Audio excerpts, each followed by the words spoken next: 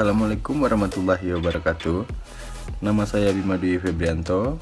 Saya dari kelompok 5 beserta teman-teman saya Aisyah Azahra, Fidi Nuraisa Putri Mendorfa, dan Fitri Ramalia. Kami akan mempresentasikan hasil diskusi kami yang kedua ini.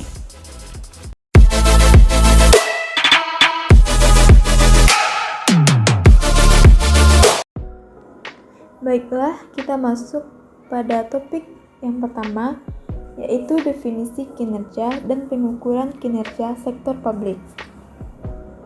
Sebelumnya kita harus mengetahui apa itu kinerja. Kinerja adalah gambaran mengenai tingkat pencapaian pelaksanaan suatu kegiatan dalam mewujudkan sasaran, tujuan, misi dan visi organisasi yang tertuang dalam strategi planning suatu organisasi.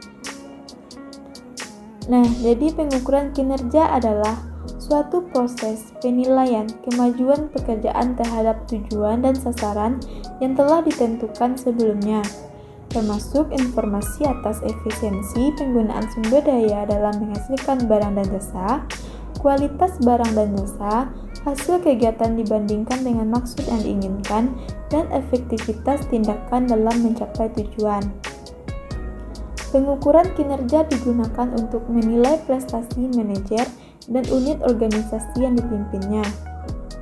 Maka, pengukuran kinerja sangat penting untuk menilai akuntabilitas organisasi dan manajer dalam pelayanan publik yang lebih baik. Akuntabilitas di sini bukan sekedar kemampuan menunjukkan uang publik dibelanjakan, akan tetapi juga meliputi kemampuan menunjukkan bahwa uang publik tersebut telah dibelanjakan secara ekonomis, efisien, dan efektif. Pengukuran kinerja sektor publik dilakukan untuk memenuhi 3 maksud.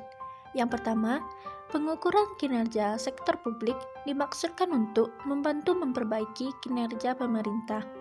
Ukuran kinerja dimaksudkan untuk dapat membantu pemerintah berfokus pada tujuan dan sasaran program unit kerja.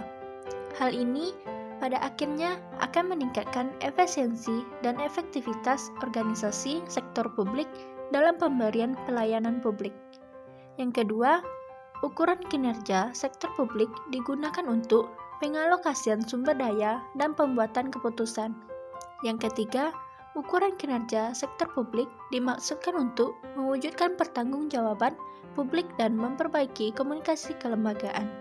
Tujuan sistem pengukuran kinerja.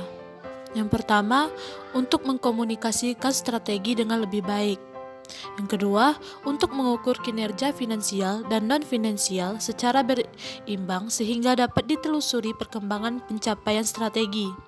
Yang ketiga, untuk mengakomodasi pemahaman kepentingan manajer level menengah dan manajer bawah, serta memotivasi dan untuk mencapai goal congruence. Yang keempat, sebagai alat untuk mencapai kepuasan berdasarkan pendekatan individual dan kemampuan kolektif yang rasional. Kita masuk ke materi manfaat pengukuran kinerja. Yang pertama, memberikan pemahaman mengenai ukuran yang digunakan untuk menilai kinerja manajemen.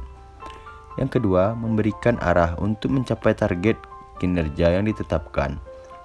Yang ketiga, untuk memonitor dan mengevaluasi pencapaian kinerja dan membandingkannya dengan target kinerja serta melakukan tindakan korektif untuk memperbaiki kinerja.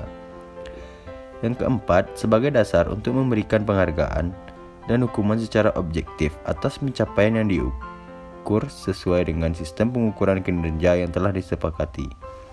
Yang kelima, sebagai alat komunikasi antara bawahan dan pimpinan dalam rangka memperbaiki kinerja organisasi. Yang keenam, membantu mengidentifikasikan apakah kepuasan pelanggan telah terpenuhi. Yang ketujuh, membantu memahami proses kegiatan instansi pemerintah. Yang kedelapan, memastikan bahwa pengambilan keputusan dilakukan secara objektif.